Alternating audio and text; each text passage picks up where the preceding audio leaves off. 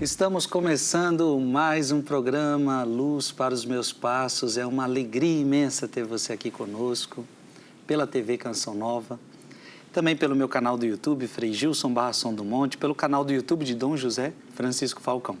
Seja muito bem-vindo, pegue a sua Bíblia, pegue o seu catecismo, pegue o seu caderno de anotações. Este é um programa onde a gente aprende muito. Eu conheço pessoas que estão assistindo esse programa e elas já dizem que tem um caderno já todo preenchido. Muita gente acompanhando o programa, muita gente.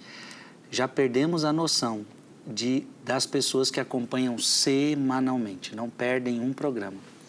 Alguns vocês têm um programa ou outro, mas muita gente acompanhando toda semana. Deus abençoe você que está vindo aqui pela primeira vez e Deus abençoe você que acompanha semana a semana. Vale muito a pena, vale muito a pena. Toda vez que alguém me fala assim, Frei, eu não entendo nada da Bíblia, é tão difícil, não sei o quê, eu já indico esse programa. Eu falo, meu filho, hoje não temos mais desculpa para dizer que não tem estudo, não está disponível, tem que pagar. Aqui é disponível para você a hora que você quiser, principalmente pelo canal do YouTube, e não paga nada. Então não tem nenhuma desculpa para você, basta você sentar, abrir sua Bíblia, coração aberto, e você vai ouvindo os ensinamentos.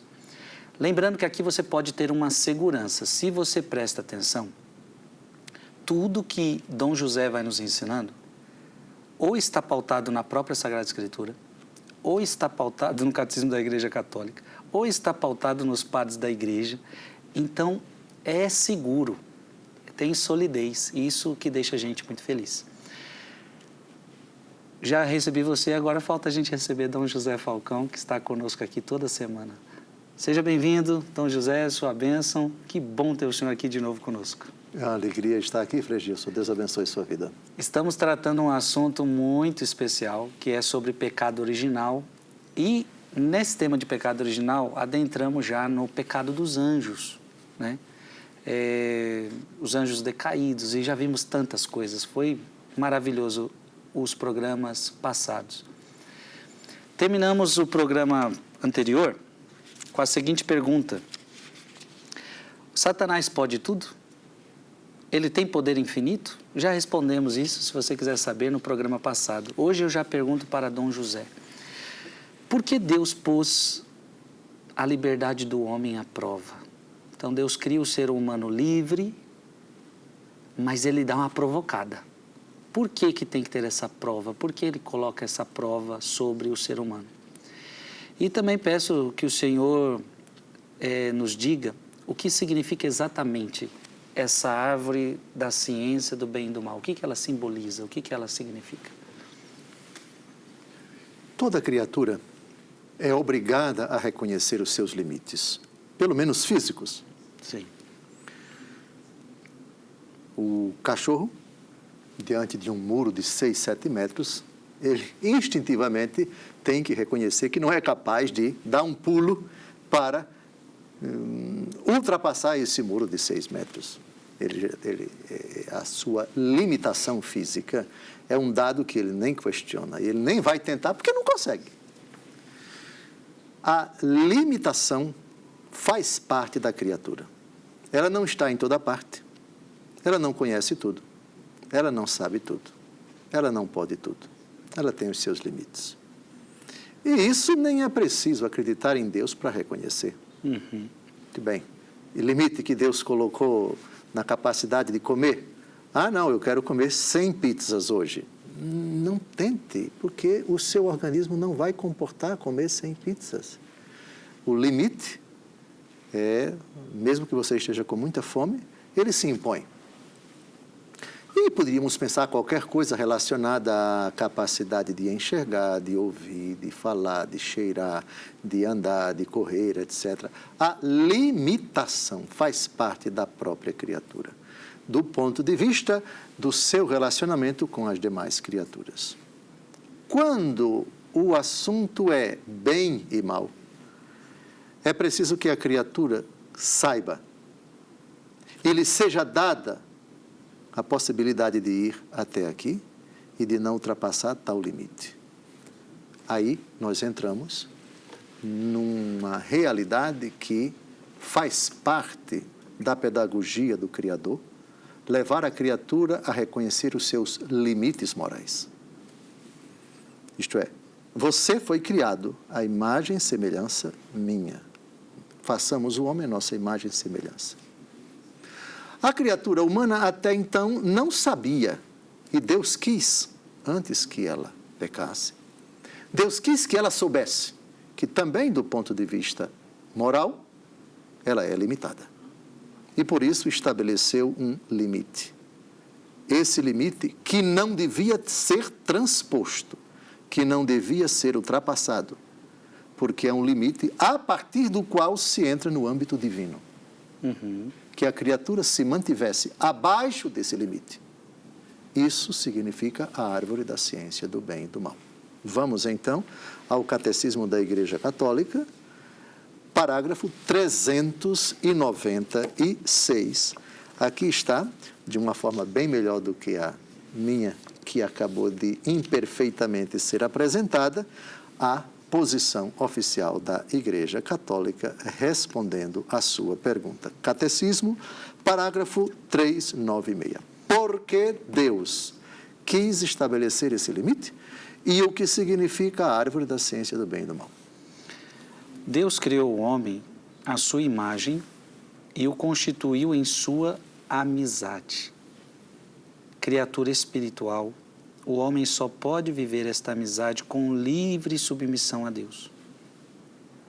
É isto que expressa a proibição feita ao homem de comer a árvore do conhecimento do bem e do mal.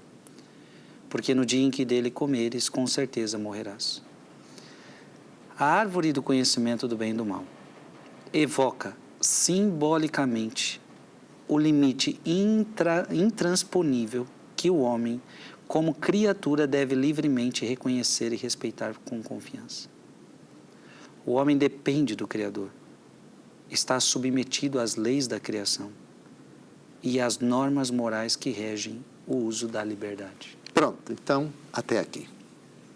Ou seja, você depende do Criador, você não é o Criador. E não é o Criador que depende de você. Depois, você está submetido às leis da criação. Ou seja, você não inventa as leis. As leis precedem você. E depois, as normas morais. A sua liberdade precisa reconhecer que o critério bem e mal não vem de você. Não é você quem decide, é Deus. Sou eu. Pronto. Aqui está o limite. E foi tudo isso que eles quiseram transgredir. Ou seja, O diabo... eu quero definir o que é bom e o que é mal. Foi exatamente o que o diabo propôs para Eva e ela provou desse fruto, achou que era agradável ao seu paladar, tinha um sabor apetecível, comeu e deu ao seu companheiro e os olhos dele se abriram. Sim, aqui está, sim. Gente, então ficou muito claro aqui, né? O que significa essa árvore do bem e do mal, esse símbolo. O homem depende do Criador, está submetido às leis da criação e às normas morais que regem o uso da liberdade. Portanto, Dom José, pessoas entendem liberdade como não ter limites, e é totalmente contrário. A liberdade comporta limites. Esse raciocínio falacioso é exatamente aquele que agrada ao demônio. Ele quer que você tenha essa noção de liberdade, que é exatamente o oposto daquilo que Deus propõe para o homem. Uma liberdade sem limites seria libertinagem. Sim. É outra coisa. Sim, sim. Muito bom. Então, José, em que consistiu o pecado dos nossos primeiros pais? Podemos dizer que foi um pecado de desobediência? Porque no dos anjos vimos, nomeamos o pecado orgulho, soberba e inveja. Inveja, sim. Em Adão e Eva, temos algum pecado? Desobediência é um nome correto dar a ele? A resposta está exata. Ordem dada, que foi violada, que foi desobedecida. O limite foi estabelecido, não comam, porque no dia em que vocês comerem, vocês certamente morrerão. A ordem foi clara, não comam. Vamos ver a frase com todas as letras. Essa árvore, então, não simboliza Deus criando o mal, né? Porque Não. muita gente podia pensar, Deus mesmo criou o mal, essa árvore é o mal. Não. Veja, é o limite. Aqui, o mal enquanto bem e mal, enquanto categorias morais que são apresentadas para o homem como algo a ser cumprido e algo a ser evitado. Isto é, esse limite, esse discernimento entre o que é permitido e o que não é, o que é devido e o que não é, o que agrada a Deus e o que desagrada a Deus, quem decide é o próprio Deus, não o homem. Então, a árvore da ciência do bem e do mal não significa que Deus criou o mal, mas que Deus determina que isso é mal e Deus determina que isso é o bem. Ele é que estabelece esse critério, não o homem. Então, de forma alguma significa que Deus criou o mal. Não, essa categoria não existe na palavra de Deus, no relato da criação. E o mal seria a ausência de bem, nesse caso? A definição de mal que me agrada muito, que é a clássica no cristianismo, privatio boni, a privação do bem, é de Santo Agostinho. O mal, ele só pode ser compreendido à luz de um bem que foi privado. Não fazendo esse bem que eu estou te pedindo, automaticamente o mal é gerado. Na ordem que o Senhor deu, sim. Veja onde está aqui, vejamos... 3:3? Sim, que é a resposta da mulher. Sim, é a resposta que a mulher dá à serpente. Mas onde Deus dá ordem mesmo é no 2:15 e 16 ali, né? Leia, por favor. O Senhor Deus tomou o homem e colocou no jardim do Éden para cultivar o solo e o guardar. Sim. Deu-lhe este preceito: podes comer do fruto de todas as árvores do jardim, mas não comas do fruto da árvore da ciência do bem e do mal, porque no dia em que dele comeres, morrerás indubitavelmente. Gênesis 2, de 15 a 17, correto. É o limite que já comentamos, né? Essa árvore da ciência do bem e do mal é esse limite. A partir daqui você não pode, ultrapassando isso não lhe é permitido, é proibido. Mantenha-se na sua condição de criatura, submeta-se ao Criador, reconheça as leis que regem você e toda a natureza, leis que são definidas, determinadas pelo próprio Deus, inclusive o discernimento entre o bem e o mal. Sim, o parágrafo 396 do Catecismo, lido por Vossa Reverendíssima ainda há pouco, é bem claro nesse sentido. Sim. Então, respondendo à sua pergunta, desobediência. Porque a ordem foi dada, não coma. Confirma isso o parágrafo 397 do Catecismo da Igreja Católica. O pecado de Adão e de Eva foi um pecado de desobediência. Leia. O homem tentado pelo diabo deixou morrer em seu coração a confiança em seu Criador.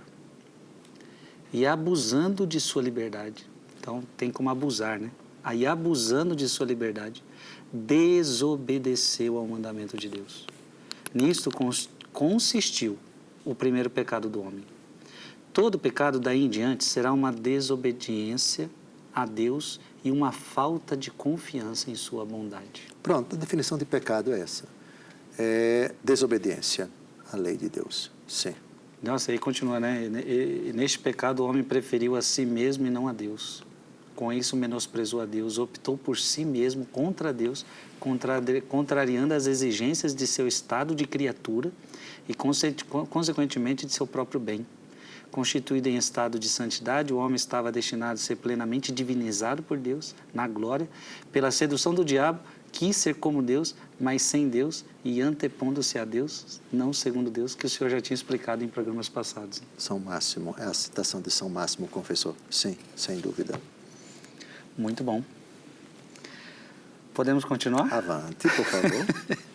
Eu tenho mais perguntas a fazer para Dom José. Você está gostando do programa? Programa maravilhoso. Tantas perguntas boas, hein? Eu diria que são perguntas quentes, perguntas boas. Eu quero perguntar então para Dom José, esse pecado de desobediência, então, seria uma tentativa de ser como Deus. Aliás, eu acho que é o parágrafo que a gente que eu acabei me antecipando e lendo, não é isso?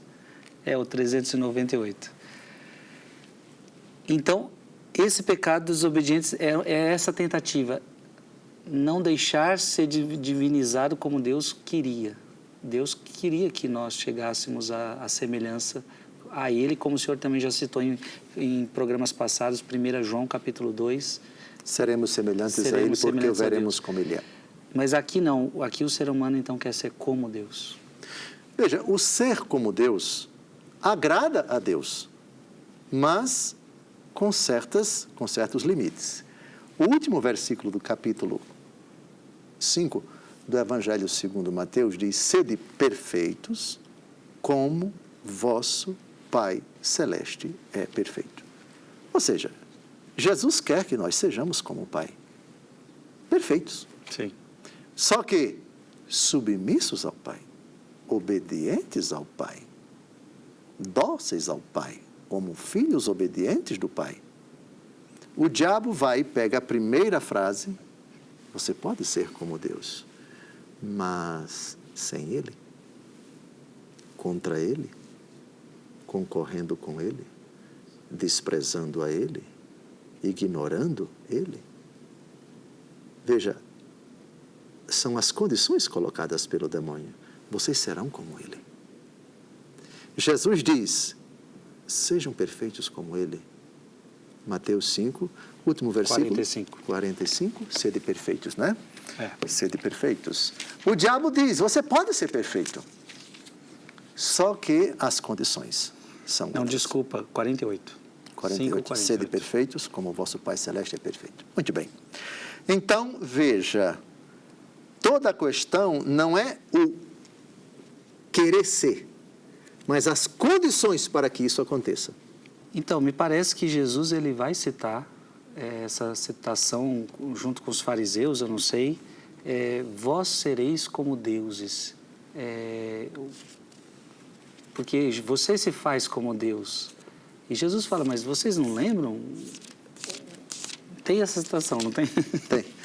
Queira ler, por favor, parece que é João capítulo 10. João capítulo 10. Vejamos aqui, João capítulo... Versículo, acho que é versículo de 33 a 34, seria? João capítulo 10. Sim, leia. Os judeus responderam-lhe: não é por causa de alguma boa obra que te queremos apedrejar, mas por uma blasfêmia, porque sendo homem te fazes Deus. Replicou-lhe Jesus: não está escrito na vossa lei, eu disse, vós sois deuses. Salmo 81, 6. Quando a gente olha para o Salmo 81, versículo 6, a gente entende que quando Jesus fala aqui de deuses, é numa ironia com relação aos juízes iníquos. Dê uma olhada no título do Salmo 81, na Bíblia Ave Maria, o julgamento divino contra os juízes iníquos, ou seja, juízes corruptos. Né? Aqui o autor do Salmo de Asaf, está no versículo 1, ele faz aqui, isso é uma reprimenda tremenda daqueles que se julgavam deuses. Então, aqui nós temos uma ironia. Eu disse, sois deuses, sois todos filhos do Altíssimo. É texto que vai ser citado por Jesus em João 10, 34, já citado por Vossa Reverendíssima. A palavra Deus aqui tem o sentido, digamos, pejorativo. Isto é, vocês pensam que são deuses, se acham deuses. Entendeu? O título Ou seja, eles estão na mesma do diabo. Sim. Querem ser deuses sem Deus. Exatamente. Tanto é que os opositores de Nosso Senhor, em outra ocasião, Jesus precisou dizer para eles e para os apóstolos: a ninguém vocês chamem com o nome de Pai, porque somente um é o Pai do céu. Isto é, eles arvoravam para si, exigiam que as pessoas os chamassem de Abá, por arrogância, por usurpação de um título que é exclusivo de Deus Todo-Poderoso. Isso, de forma alguma, Jesus, ao dizer isso, menospreza a possibilidade que nós temos, assegurada pela pelo próprio Novo Testamento, São Paulo chama Abraão de pai de todos nós. Então, chamar Abraão de pai, de forma alguma, viola aquilo que Jesus disse: a ninguém chameis de pais. Porque Jesus se dirige àqueles que tinham a intenção de vaidade e de arrogância, exigindo que as pessoas o chamassem de pai. Mas isso já tergiversei um pouco. Voltando à questão dos deuses, vós sois deuses, quando Jesus diz isso, é preciso ir para o título do Salmo 81 para a gente compreender que aqui estamos diante de uma sarcástica ironia em desfavor daqueles contra os quais foi redigido o Salmo 81, os juízes iníquos que se achavam como deuses. Até porque é D minúsculo, né? É. Não é Sim, o D maiúsculo. Não, D maiúsculo, sim. Interessante.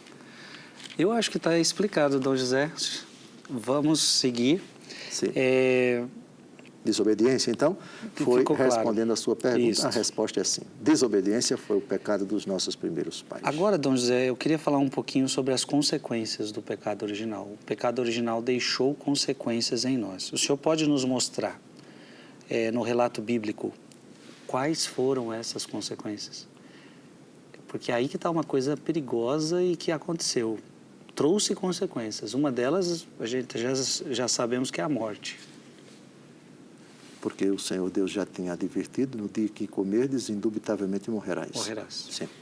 Essa foi a mais trágica consequência, né? Lembra-te que és pó e ao pó haverás de tornar.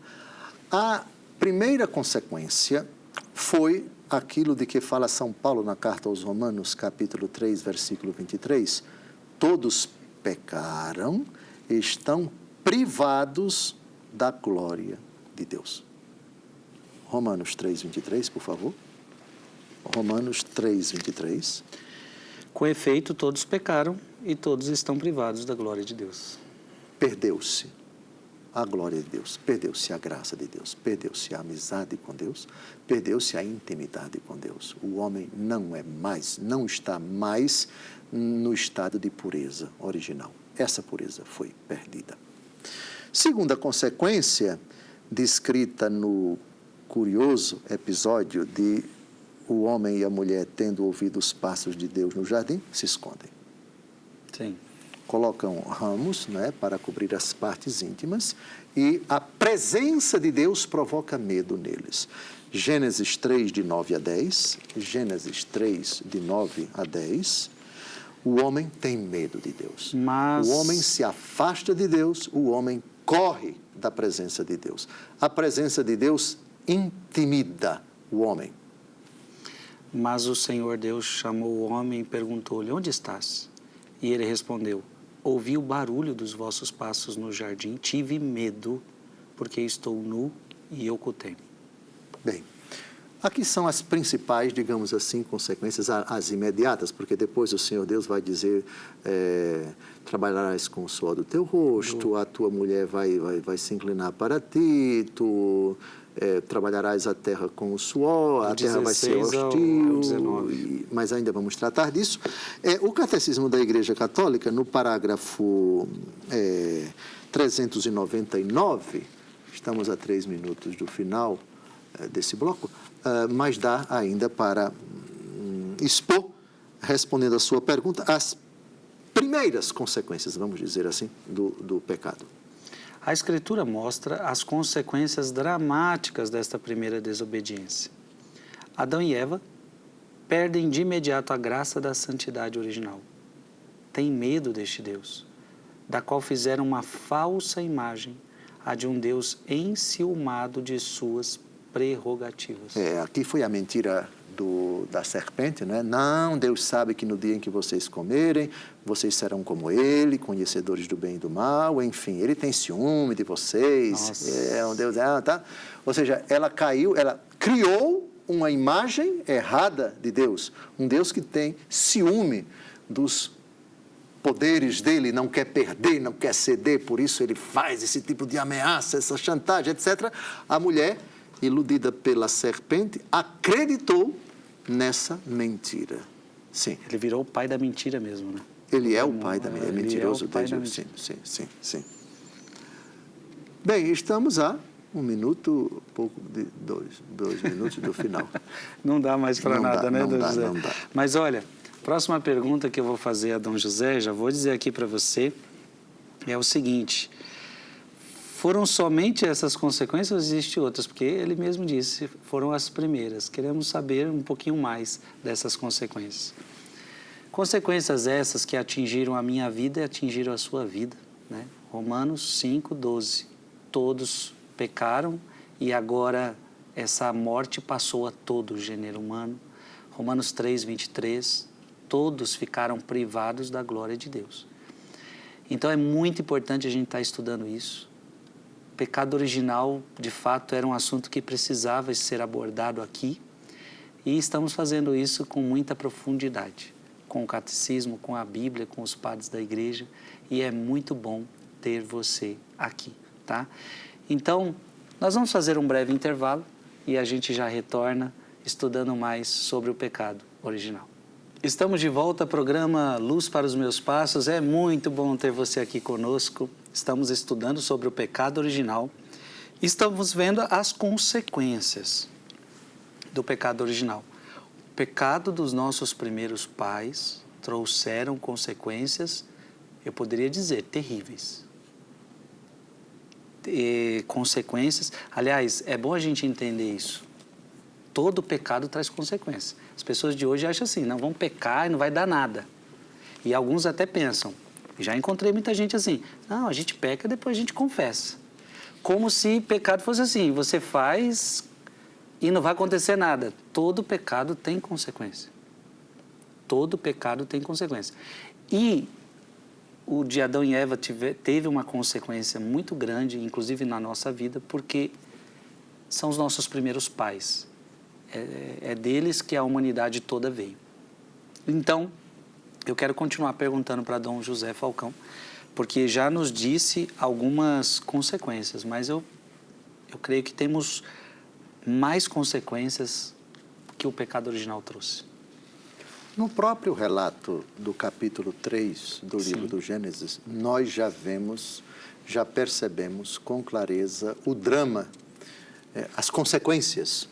Me permita, vamos fazer uma leitura rápida e eu escolhi alguns versículos. Capítulo 3, que é o capítulo da culpa original. No versículo 7, nós temos uma consequência. Nos versículos de 11 a 13, temos também mais consequências. No versículo 16, temos consequências.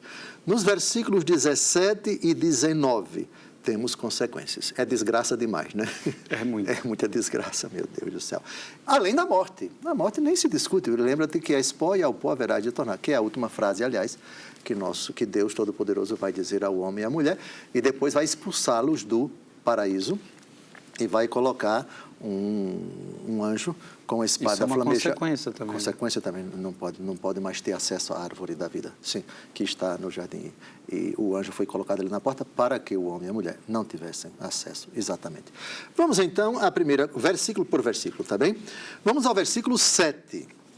Então os seus olhos abriram-se e vendo que estavam nus, tomaram folhas de figueira, ligaram-nas e fizeram tangas para si. O domínio das faculdades espirituais da alma e do corpo é rompido. O homem antes, diz o texto, eles estavam nus e não se envergonhavam. Lembra disso? Sim. Ou seja, não há malícia, não há maldade.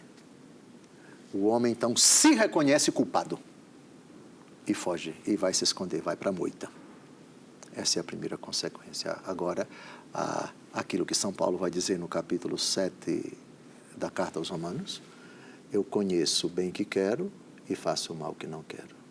Quem me livrará desse corpo de morte? Lembra disso? Sim. Agora, essa indisposição, essa contradição, conflito é melhor. Conflito entre os apetites do espírito e os apetites da carne. Agora, então é aqui que entra todo esse drama de Paulo na carta aos Gálatas, Romanos. Sim. Aqui entrou o conflito entre espírito e corpo. Sim, essa é a primeira coisa. Vamos agora aos versículos de 11 a 13, porque vem mais desgraça por aí. O Senhor Deus disse, quem te revelou que estavas nu? terias porventura comido do fruto da árvore que eu te havia proibido de comer? O homem respondeu, a mulher que puseste ao meu lado apresentou-me deste fruto e eu comi. Pois é. Aqui agora nós temos o homem que não se entende com a mulher, não assume seu erro, bota a culpa na mulher e ainda deixa um tiquinho de culpa para Deus. Sim. A mulher que tu me deste, ou seja, esse estrupício, se o Senhor tivesse colocado aqui perto de mim, eu não tinha pecado. Em outras palavras, é isso. Sim. Ou seja, ele não assume o seu erro, não responde à pergunta do Senhor. O que foi que você fez? A pergunta é, qual é? Versículo 11, o Senhor... Quem te revelou que estava... Terias tu, porventura, comido do fruto da árvore que eu tinha te havido proibido de comer? Qual era a resposta mais plausível? Sim, fui eu. Mas ele não diz isso. Ele bota a culpa nela.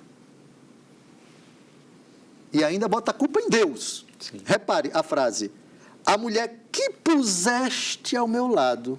Não é mau caráter? A culpa é sua. A culpa é sua. Ou seja, você não se assume, bota a culpa na mulher e bota a culpa em Deus. Avante. O Senhor Deus disse à mulher, por que fizestes isso? A serpente enganou-me, respondeu ela, e eu comi. A mulher não responde e bota a culpa na serpente. Um botando a culpa no outro. Um botando a culpa no outro. Até hoje é assim. Sim, você leva com a barriga, eu não. Eu fiz, mas... Né? O marido trai a esposa. Não, eu fui dormir com a outra, mas porque você é frígida. Não, mas eu sou frígida porque você é mau caráter. Aí um bota a culpa no outro, etc. E o diabo, quá. Ninguém assume e você bota a culpa no outro e a situação se agrava, etc. É isso que a gente percebe como consequência do pecado, não é? Você ataca o outro, bota a culpa no outro, não se assume, não reconhece o seu erro e assim por diante. É um drama terrível. Sim? Versículo 13. Agora vamos pular para o versículo 16. Disse também a mulher, multiplicarei os sofrimentos de teu parto, darás à luz com dores, teus desejos te impelirão para o teu marido e tu estarás sob o seu domínio. Cupidez e dominação são consequências também do pecado. Parto com dor, a inclinação, o relacionamento indevido, às vezes doentio, às vezes marcado por agressão, por violência, por humilhação e assim por diante. Todos esses dramas entram como consequência do pecado. O versículo 16 é... Aqui quando fala, os desejos da mulher vão te impelir para o teu marido, seria o quê? Vamos ler de novo o versículo 16. Disse também a mulher, multiplicarei os sofrimentos de teu parto, darás à luz com dores, teus desejos te impelirão para o teu marido, e tu estarás sob o seu domínio. O desejo do ato sexual dentro do matrimônio em si não é pecaminoso. O problema não está no desejo. O apóstolo Paulo diz na primeira aos Coríntios, capítulo 7, que o homem casado não recuse o ato sexual com a esposa, a não ser por um breve tempo com o consentimento de ambos e para se dedicar à oração. E depois voltem a se unir, para que Satanás não vos tente com a sua incontinência, com a vossa incontinência. Vamos ver daqui a pouco esse texto da 1 Coríntios, capítulo 7. O problema não está no desejo, está no domínio. Leia a frase toda, leia a frase toda. Teus desejos te impelirão para o teu marido. Até aqui nenhum problema, me parece. Sim. Mas, e tu estarás sob o seu domínio. O homem vai dominar a mulher.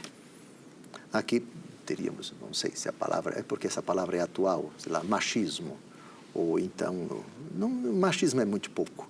Eu diria que um homem que domina uma mulher, na verdade, a tem não como um ser humano cujos direitos e deveres são idênticos na vida matrimonial, segundo a visão bíblica, judaica também e cristã. Mas aqui, domínio é algo pejorativo. Sim.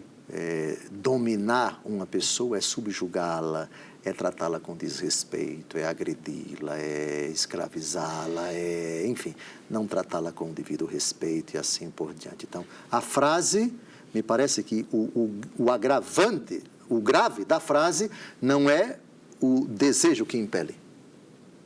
E vamos ver daqui a pouco que esse desejo é legítimo. Dentro do matrimônio, o ato sexual entre os dois. O homem deixa seu pai e sua mãe e se une à sua mulher. O problema aqui está no domínio. Agora eu posso entender, então, esse teus desejos te impelirão para o teu marido, tal, também naquele sentido de perderam a harmonia entre os dois? Já não é mais harmônico, agora... A perda da harmonia eu não consideraria nesse versículo, eu consideraria nesse diálogo do Senhor Deus com ele, o mau caráter que não se assume, Sim. e dela, que também não assume. Ali, um fica contra o outro. A tensão está um pouquinho lá atrás. Sim. Agora vamos somente para completar, grave aí, porque depois, somente para nós mostrarmos, ainda temos os versículos 17, o 19, mas vamos dar somente um saltinho na 1 Coríntios, capítulo 7. 1 Coríntios, capítulo 7.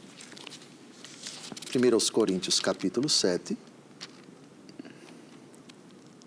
Versículos de 5? Não, de 3 a 5.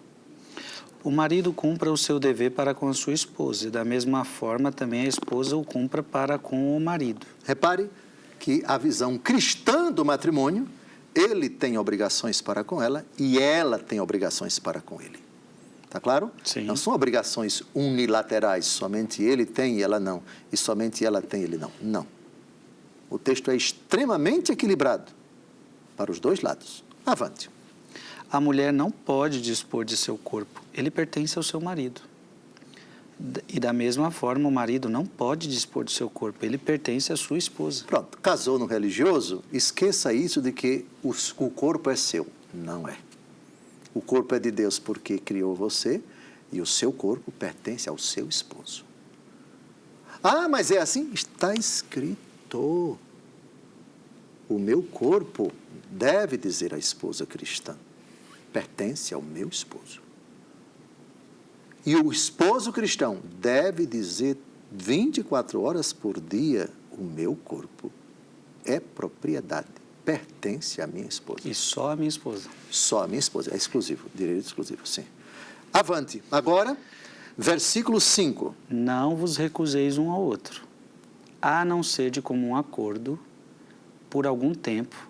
E aqui, para deixar mais claro para as pessoas, está falando de sexo, né? De relação sexual, né? Sim. Para ficar claro que, às vezes, alguém não está entendendo.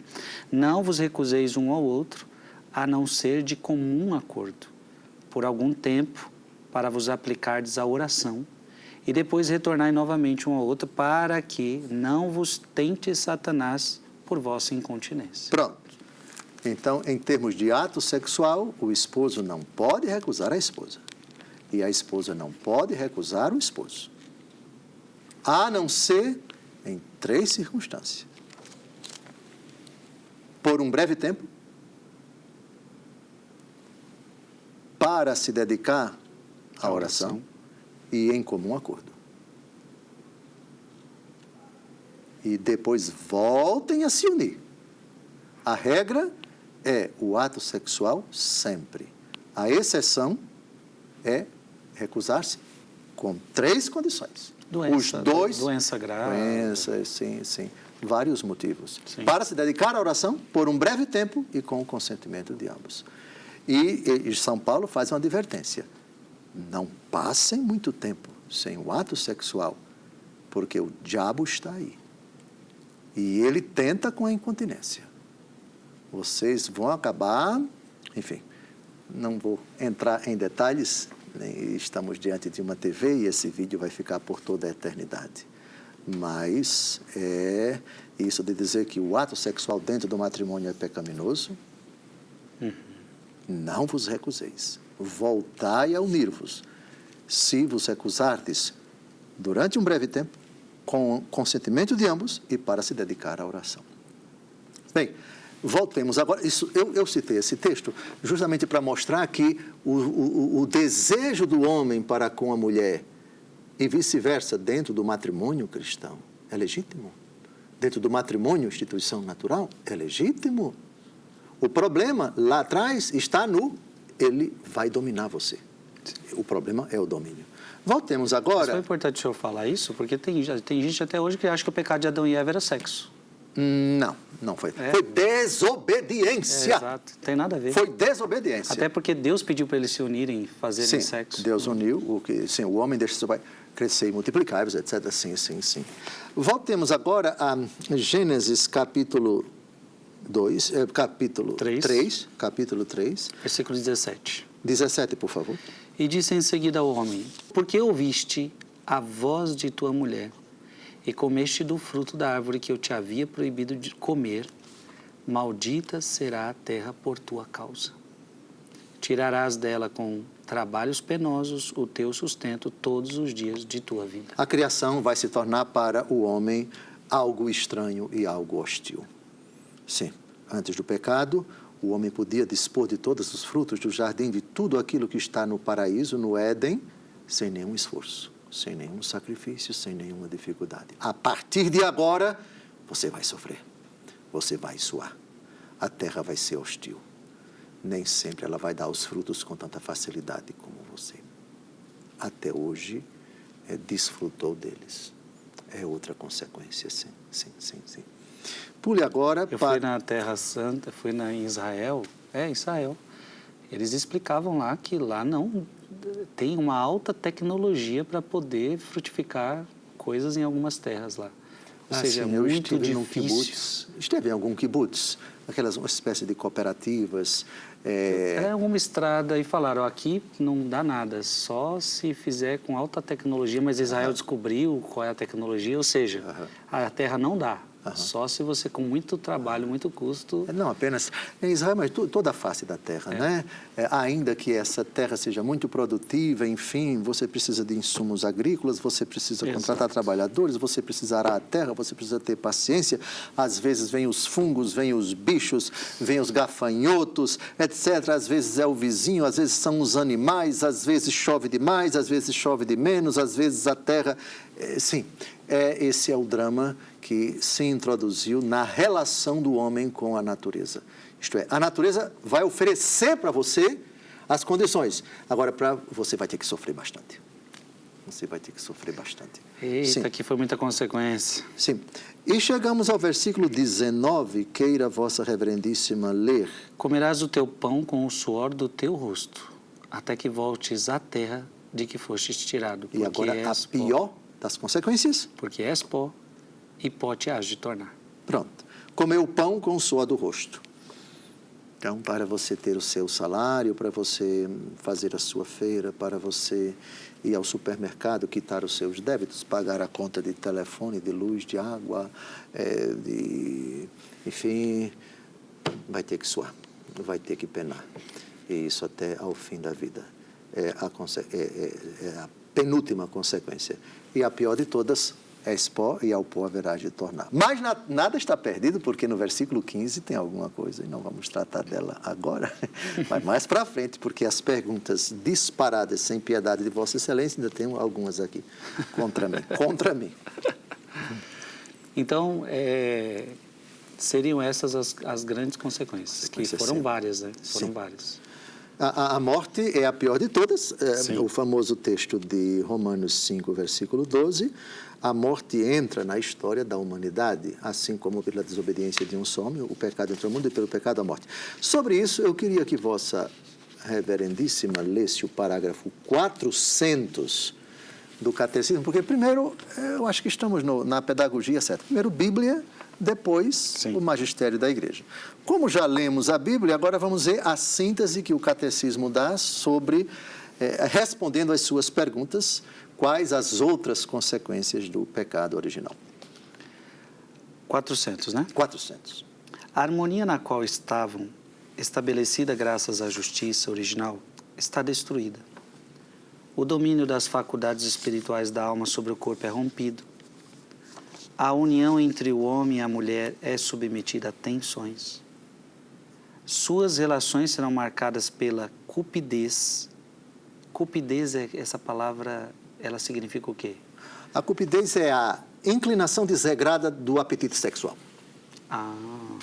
Inclinação desregrada do apetite sexual. Entendi. Isto é, o sexo desejado e feito de uma forma contrária à lei do Criador, à vontade do Criador. Então, suas relações serão marcadas pela cupidez e pela dominação.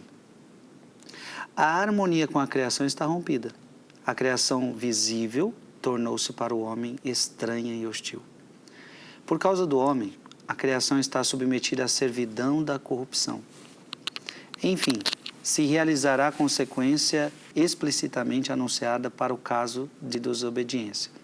O homem voltará ao pó do qual é formado. A morte entra na história da humanidade. É esse o drama. Realmente, o capítulo 3 é dramático. É trágico, é horrível, se bem que no versículo 15, porém, inimizade entre o e a mulher já é outra realidade, mas ainda estamos no drama. Sim, foi tudo isso, ainda tem mais.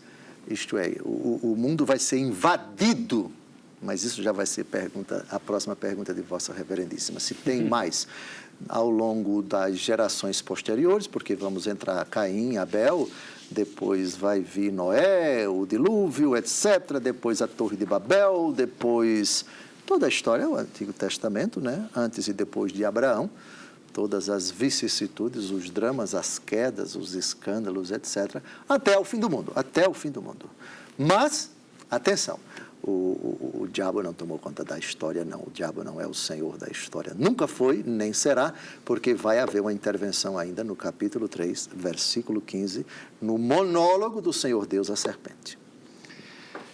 Eu vou continuar perguntando, ainda temos tempo. Há mais alguma consequência de pecado original, Dom José, para toda a humanidade? Toda a Escritura, ela mostra uma multiplicação, uma invasão, uma proliferação, se nós quisermos, do pecado na história da humanidade até Abraão, e depois especificamente de Abraão até nosso Senhor Jesus Cristo, a história de Israel, a história do povo eleito.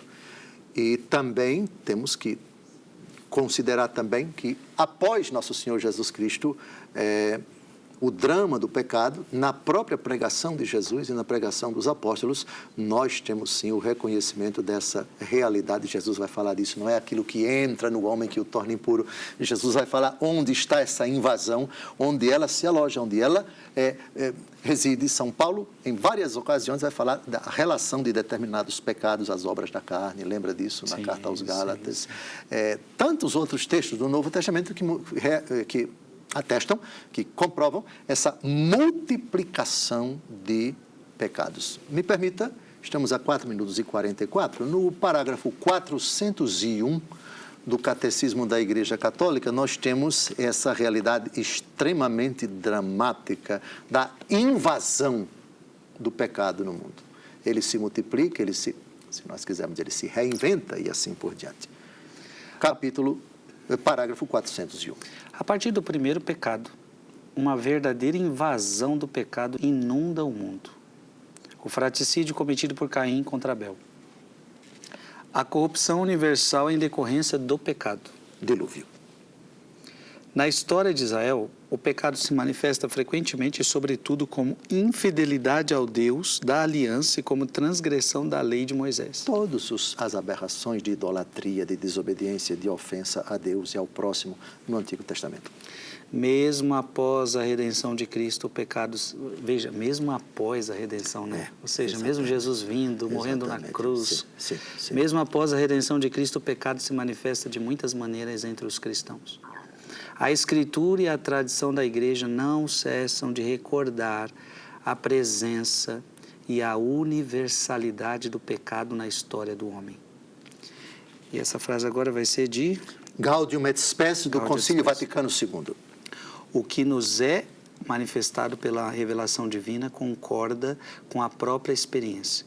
De fato, o homem, olhando para seu coração, descobre-se também inclinado ao mal e mergulhado em múltiplos males que não podem provir de seu Criador, que é bom.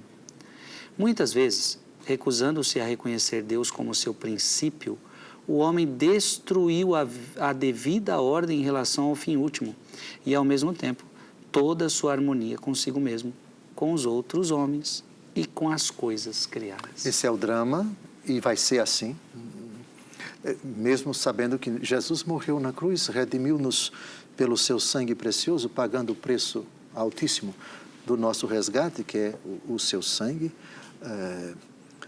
A humanidade deve conviver deve não no sentido de necessidade ontológica, mas fática, moral, porque o homem está sem a graça de Deus, ele não é capaz de fazer o que agrada a Deus, e quanto mais ele se distancia na desobediência, no confronto, no insulto, na oposição, na rebelião a Deus, ele não somente perdura no pecado, mas pode agravar a sua situação e a dos demais.